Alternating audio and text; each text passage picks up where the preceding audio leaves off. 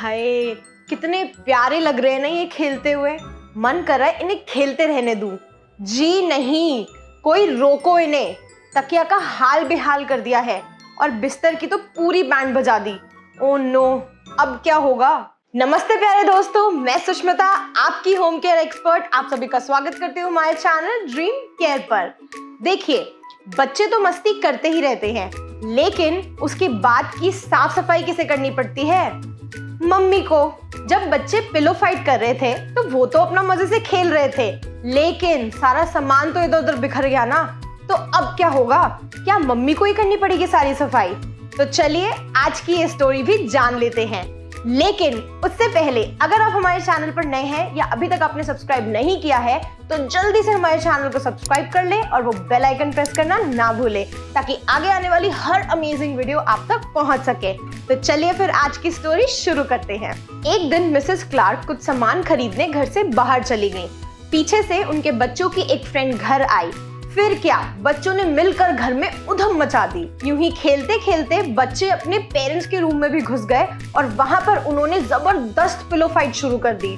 Pillow fight करते करते उनको रियलाइज ही नहीं हुआ कि तकिया फट गई हैं और उनके अंदर का सारा मटेरियल इधर उधर बिखर गया है।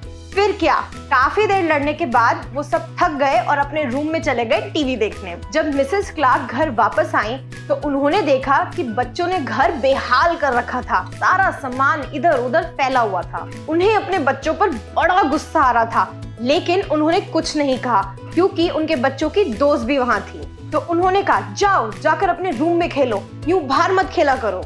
थोड़ी देर बाद जब मिसेस क्लार्क अपने रूम में गई तो उन्होंने सर पकड़ लिया। उन्होंने सोचा, ओ माय गॉड, ये क्या कर दिया।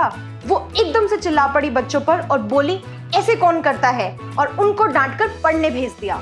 उन्हें यूं गुस्से में देखकर बच्चे भी वहां से फटाफट भाग गए। उन फटी हुई पिलोस को देखकर मिसेस क्लार्क को अलग ही बुरा लग रहा था और वो अपसेट होकर बेड पर बैठ गई। चलिए, बच्चों पर गुस्सा किया वो तो मुझे समझ में आया, लेकिन इन फटी हुई पिलोस को देखकर मिसेस क्लार्क को इतना बुरा क्यों लगा?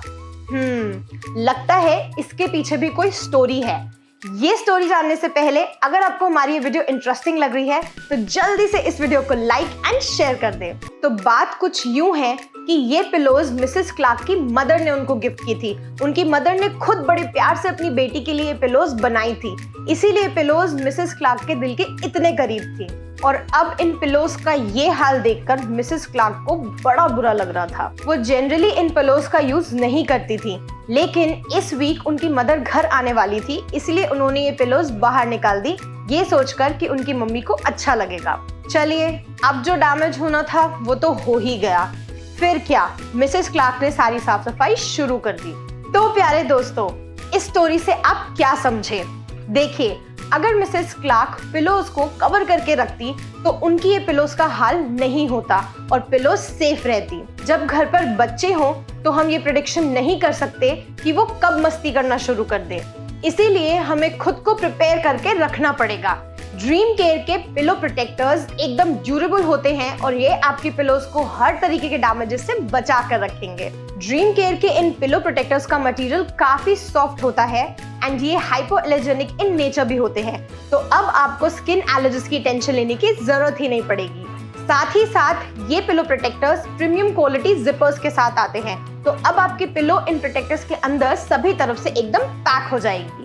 अब चाहे आपके बच्चे जितनी मर्जी पिलो फाइट कर ले, बेड पर कितनी भी मस्ती कर ले, खाए पिए, आपकी पिलोस तो एकदम प्रोटेक्टेड रहेगी। आपकी प्यारी पिलोस पर कोई असर नहीं पड़ेगा क्योंकि वो तो कंप्लीटली कवर रहेंगी और इसके साथ साथ आपको सफाई की भी टेंशन नहीं लेनी पड़ेगी।